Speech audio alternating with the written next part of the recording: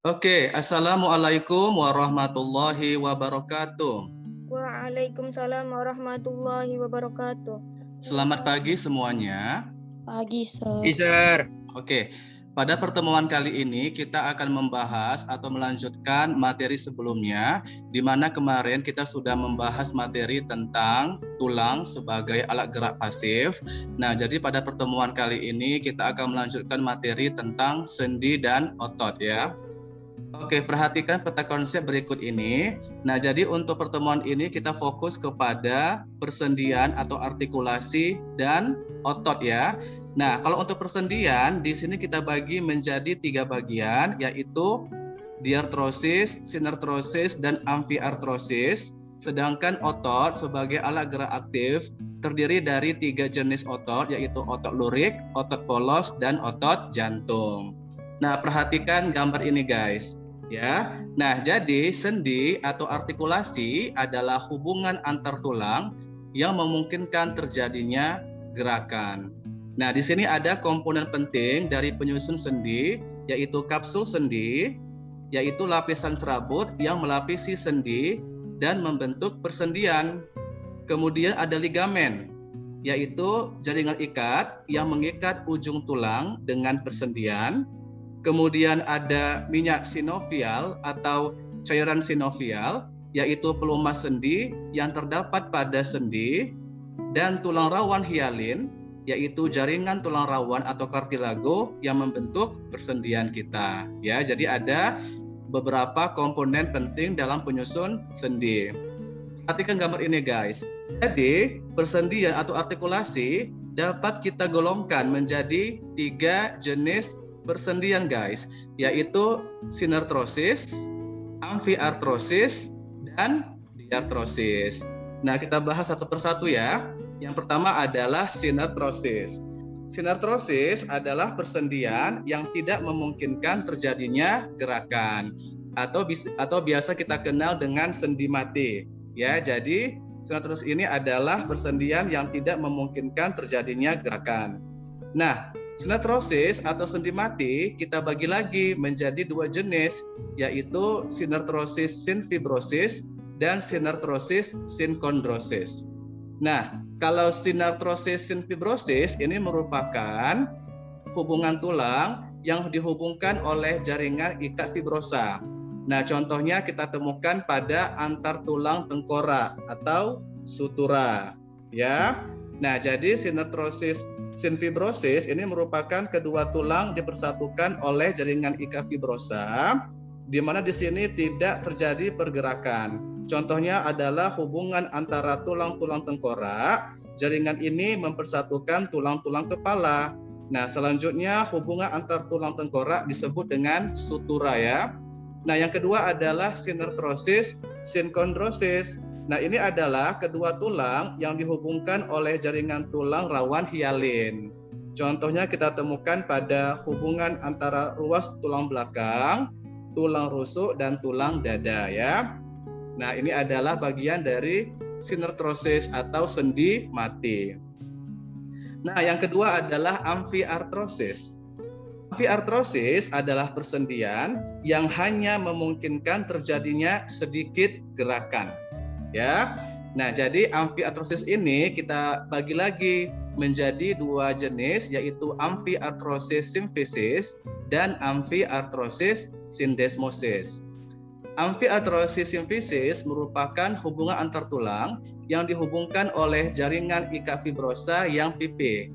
Contohnya kita temukan pada pubis simfisis pada gelang panggul, kemudian antar ruas tulang belakang. Sedangkan amfiartrosis syndesmosis merupakan hubungan antar tulang yang dihubungkan oleh jaringan ikat fibrosa dan ligamen, yaitu hubungan antara tulang betis dan tulang kering. Ya, jadi ada simfisis dan syndesmosis. Nah, sedangkan diartrosis, nah ini merupakan persendian yang memungkinkan terjadinya banyak gerakan yang lebih leluasa. Ya. atau kedua ujung tulang tidak dihubungkan oleh jaringan sehingga tulang dapat bergerak bebas atau lebih leluasa. Nah, di antara kedua tulang tersebut terdapat cairan sinovial yang berfungsi sebagai pelumas, guys. Nah, sinovial ini merupakan cairan yang kental, tidak berwarna, transparan, dan kaya akan asam hyaluronat. Nah, di sini ada macam-macam persendian atau artikulasi, yaitu sendi peluru, ya. Nah, sendi peluru di sini ada 3 poros, yaitu gerakan ke seluruh arah atau memungkinkan terjadinya banyak arah. Contohnya yaitu gelang bahu dengan lengan atas, kemudian gelang panggul dengan paha. Ya, jadi hubungan antara gelang bahu dengan lengan atas, hubungan antara gelang panggul dengan paha ini termasuk contoh dari sendi peluru yang memiliki 3 poros yang dapat memungkinkan terjadinya banyak arah, ya, gerakan ke seluruh arah. Nah, yang kedua adalah sendi pelana atau sendi sela.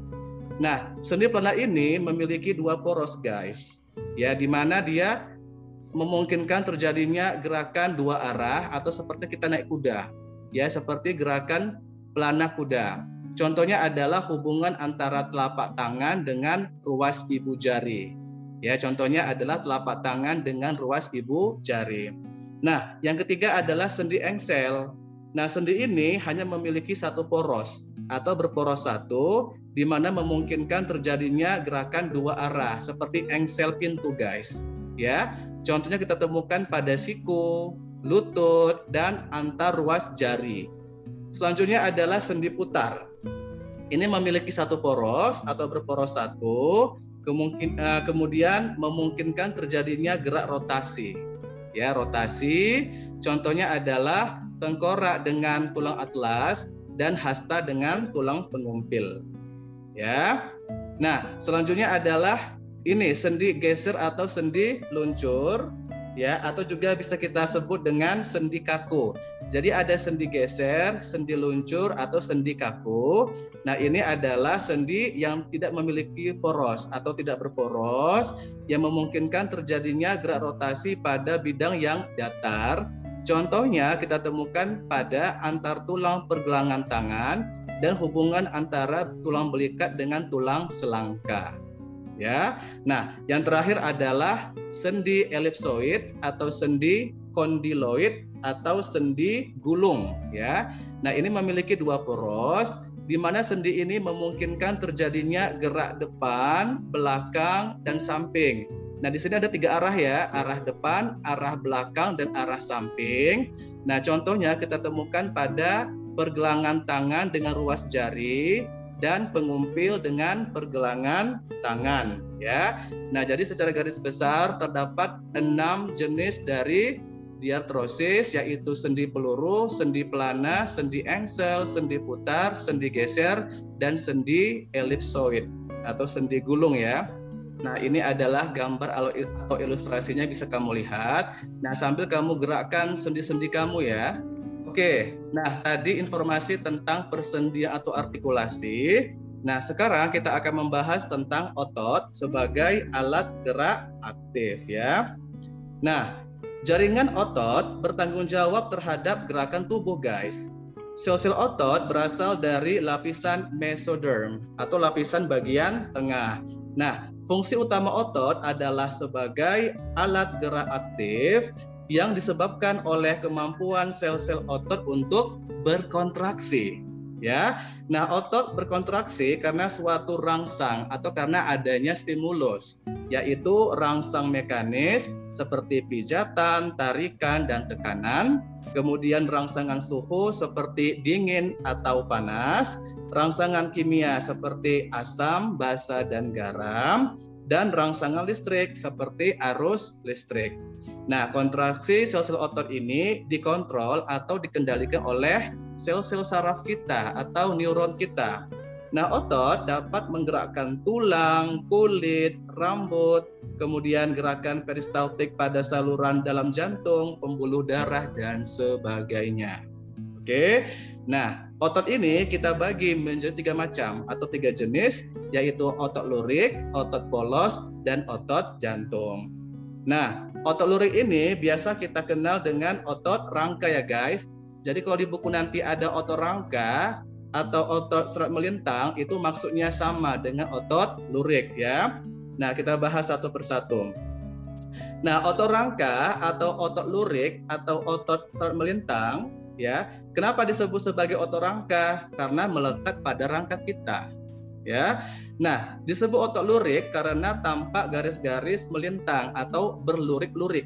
Nah, satu sel otot disebut dengan serabut otot, di mana serabut otot ini terdiri dari sejumlah miofibril, guys. Ya, miofibril. Nah, kemudian di dalam miofibril ini tersusun secara teratur filamen-filamen kontraktil yang disebut dengan aktin dan miosin. Ya. Nah, kontraksi otot rangka atau otot lurik bersifat cepat, kuat, dan disadari atau sadar. Nah, setiap serabut otot dibungkus oleh endomisium, kumpulan berkas-berkas serabut dibungkus oleh fascia propria atau perimisium. Sedangkan otot atau daging dibungkus oleh selaput fascia superficialis atau epimisium. Nah, endomisium, perimisium, dan epimisium bergabung membentuk urat atau disebut dengan tendon yang melekat pada tulang. Ya. Nah, jadi guys, bagian gabungan otot yaitu tendon adalah ujung otot lurik yang mengecil dan keras berwarna putih kekuning-kuningan serta melekat pada tulang kita. Nah, ventricle atau empal adalah bagian tengah gabungan otot yang memiliki daya kontraksi. Setiap kumpulan otot memiliki 2 tendon atau lebih, di mana tendon yang melekat pada tulang itu tulang yang bergerak disebut dengan insersi. Ya, ingat, tendon yang melekat pada tulang yang bergerak disebut dengan insersi, sedangkan tendon yang melekat pada tulang yang tidak bergerak disebut dengan origo. Ya, jadi insersi adalah tendon yang melekat pada tulang yang bergerak, sedangkan origo adalah tendon yang melekat pada tulang yang tidak bergerak atau diam. Nah, otot yang sering dilatih akan membesar, disebut dengan hipertrofi, dan yang mengisut disebut dengan atrofi. Nah, untuk pertemuan minggu depan kita akan membahas tentang gangguan pada otot ya guys, termasuklah itu atrofi dan hipertrofi. Oke, nah selanjutnya kita bahas tentang otot polos atau otot visceral. Nah, disebut otot polos karena tidak memiliki garis-garis melintang, intinya hanya satu saja. Nah, kerja otot polos lambat beraturan dan tidak cepat lelah serta tidak disadari atau bersifat involunter. Otot polos ini guys, sering kita sebut dengan otot alat dalam atau visceral karena semuanya terdapat di dalam tubuh kita, seperti kita jumpai pada dinding saluran pernafasan, pencernaan, dan pembuluh darah, kecuali diafragma tersusun dari otot lurik. Jadi kenapa disebut sebagai visceral? Karena otot ini banyak dijumpai pada organ bagian dalam tubuh kita atau pada organ internal kita, seperti lambung misalnya ya, kemudian saluran pernafasan dan pembuluh darah. Oke, nah jadi dia berbentuk gelondong, berinti sel 1, inti sel atau nukleusnya ada di bagian tengah, berwarna polos, kerja tak sadar, tak mudah lelah, oke, atau bersifat involunter. Nah, jadi pada otot jantung atau miokardium, ini bentuk serabutnya memanjang silindris, bercabang dan bersatu membentuk anastomosis. Kemudian ada garis terang dan gelap, inti tunggal terletak di bagian tengah. Ya, nah gerakannya lambat dan teratur dan tidak disadari atau kerja tak sadar bersifat involunter. Pada tempat berhubungan ujung ke ujung terdapat keping interkalar, yaitu struktur yang hanya ditemukan di dalam otot jantung yang tidak lain merupakan batas antara satu serabut dan serabut yang lainnya. Ya, jadi otot jantung ini memiliki ciri-ciri yaitu berinti banyak, terletak di bagian tengah, berlurik-lurik seperti otot lurik ya. Kemudian memiliki cabang dan kerja tidak sadar atau involunter, namun gerakannya lambat. Nah, untuk lebih jelasnya perhatikan tabel ini guys. Pay attention to this table. Oke, ini adalah perbandingan otot rangka, otot polos, dan otot jantung berdasarkan struktur, ukuran, serabut otot, fisiologi, saraf, dan lokasi. Nah, otot rangka ini strukturnya serabutnya banyak, intinya banyak atau jamak pada lapisan permukaan sarkoplasma, sedangkan otot polos strukturnya bersel tunggal, inti tunggal di tengah serabut dan tidak bercabang, sedangkan otot jantung memiliki struktur sel bercabang-cabang, namun inti tunggal berada di bagian tengah.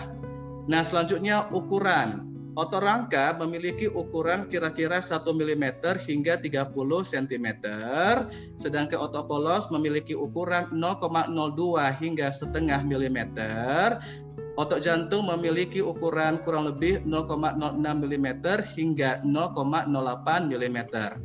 Nah, selanjutnya berdasarkan serabut ototnya.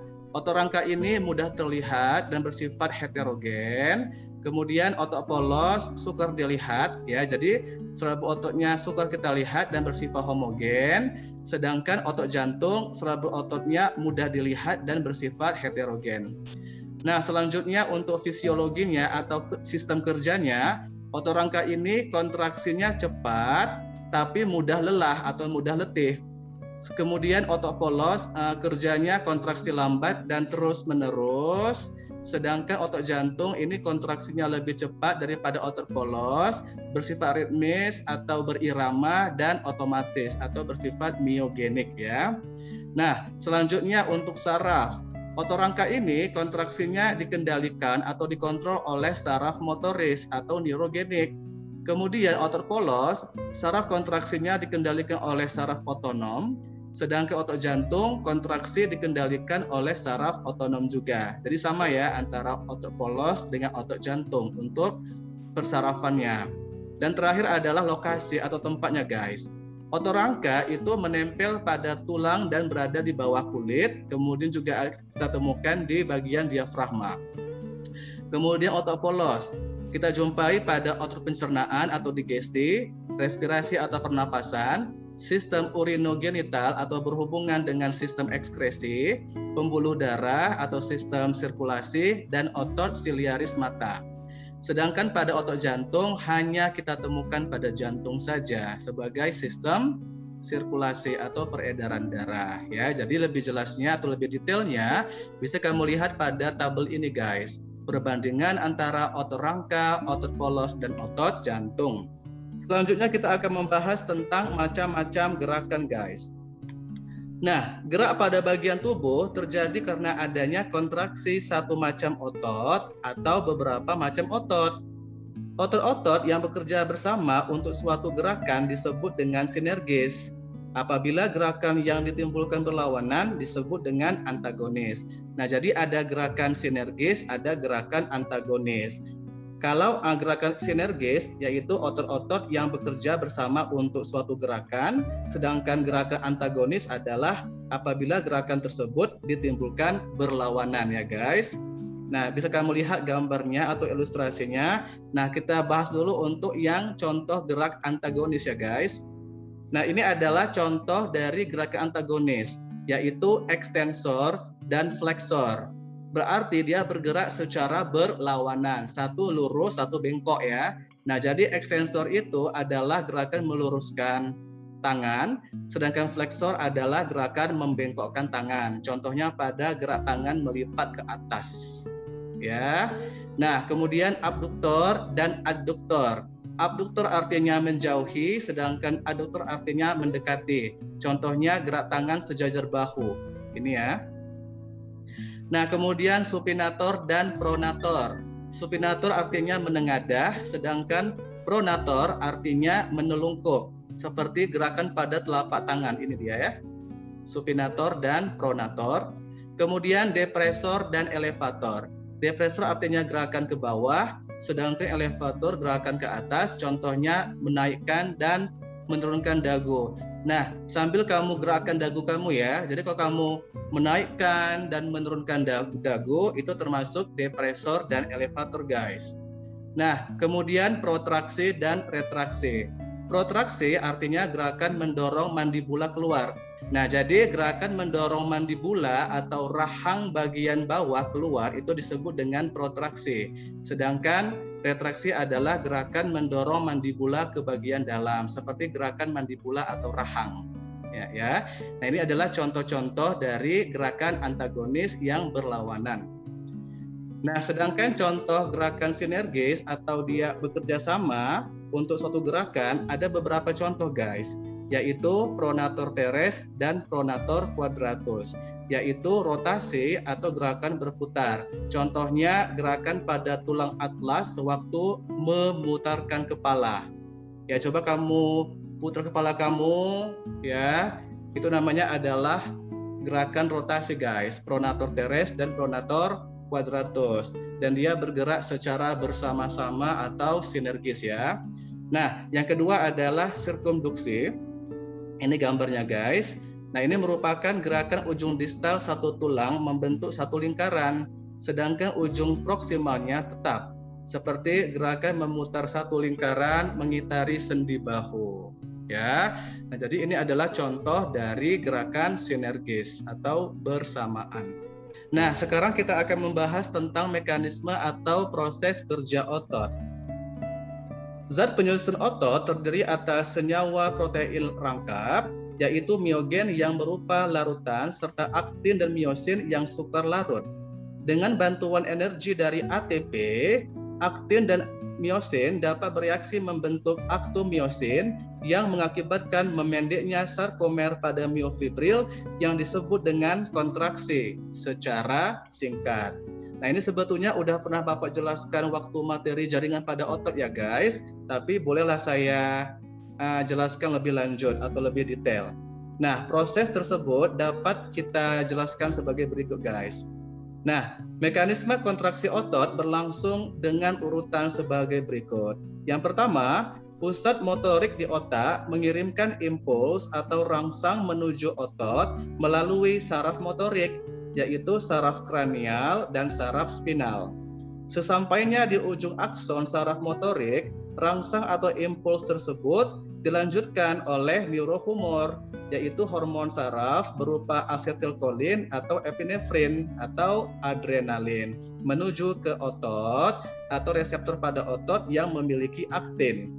Setelah rangsang atau impuls tadi sampai di reseptor, maka energi akan dilepaskan. Kemudian aktin akan bergeser, zona H akan mengecil bahkan menghilang, dan sarkomer akan memendek. Garis saling mendekat dan otot berkontraksi itulah mengalami pengerutan, ya. Nah, jadi jarak antara garis Z1 dengan garis Z yang lainnya itulah disebut dengan sarkomer, guys. Ya, jadi sarkomer adalah jarak antara garis Z yang satu dengan garis Z yang lain. Nah, setelah berkontraksi, ujung saraf motorik mengeluarkan suatu zat yang dapat menetralisasi atau menghambat kerja neurohumor yang dihasilkan sebelumnya, serta kolinesterase untuk menghambat asetilkolin dan monoamida oksida atau MAO, serta menghambat epinefrin atau adrenalin, sehingga aktin dan miosin akan merenggang. Zona H akan terbuka, garis Z1 dan garis Z yang lainnya akan saling menjauh, maka otot akan mengalami relaksasi atau kembali merenggang. Ini adalah diagram kontraksi otot. Nah, energi awal yang diperlukan untuk kontraksi berasal dari ATP yang tersedia di otot. Nah, akan tetapi ATP atau energi yang tersedia hanya cukup untuk kegiatan otot selama 5 detik saja, guys. Dalam otot, selain ATP, tersedia pula kreatin fosfat yang berenergi yang digunakan pada waktu kontraksi otot. Selanjutnya, kreatin akan melepaskan energinya. Nah, energi yang berasal dari ATP dan kreatin fosfat yang ada di otot dapat digunakan untuk kegiatan otot selama 15 detik. Jika kegiatan otot berlanjut dan persediaan kreatin P habis, maka energi akan diperoleh dari penguraian glukogen yang ada di otot kita. Selain dari penguraian glukogen, glukosa darah juga digunakan sebagai sumber energi untuk melakukan kontraksi otot. Nah, jika energi untuk kegiatan otot secara aerob tidak mencukupi, maka proses glukolisis dipercepat dan terjadi pembentukan asam laktat. Nah, asam laktat yang terbentuk dalam otot akan diuraikan menjadi karbon dioksida atau C2 dan air atau H2O. Nah, setelah kegiatan otot berlangsung atau selesai, maka penguraian asam laktat akan membutuhkan oksigen kembali. Nah, dari uraian di atas yang sudah Bapak jelaskan tadi, bahwa energi kontraksi otot diperoleh dari sistem fosfagen, yaitu diperoleh dari persediaan kreatin fosfat dan ATP, cukup untuk kegiatan otot selama 15 detik. Misalnya kamu berlari sekitar 100 meter, ya. Kemudian sistem glikogen, yaitu asam laktat yang memiliki ATP cukup untuk kegiatan otot selama kurang lebih 30 hingga 40 detik guys. Misalnya kamu berlari sekitar 400 meter dan sistem aerobik, yaitu energi yang dihasilkan semuanya diperoleh dari respirasi aerob yang membutuhkan oksigen. Misalnya kamu melakukan jogging atau lari-lari. Nah, jadi ini adalah mekanisme atau sistem kerja otot kita ya. Oke, dan terakhir kita akan membahas tentang hubungan antara sendi dan otot guys. Nah, antara tulang yang satu dengan tulang yang lain dihubungkan oleh ligamen yang merupakan jaringan ikat padat. Otot melekat pada tulang melalui tendon. Kemudian tendon yang melekat pada tulang yang bergerak disebut dengan insersi, sedangkan tendon yang melekat pada tulang yang diam atau tidak bergerak disebut dengan origo. Perhatikan gambar ini guys. Ya, posisi tempurung lutut antara tendon dan tulang. Kemudian keadaan otot pada lengan. Ini adalah hubungan atau artikulasi antara sendi dan otot kita. Oke, demikianlah pemaparan materi untuk pada pagi hari ini. Apabila ada pertanyaan, silakan ditanyakan di grup kita. Terima kasih atas perhatiannya. Wassalamualaikum warahmatullahi wabarakatuh. Waalaikumsalam Waalaikumsalam warahmatullahi warahmatullahi wabarakatuh. Sampai jumpa pada pertemuan berikutnya. See you.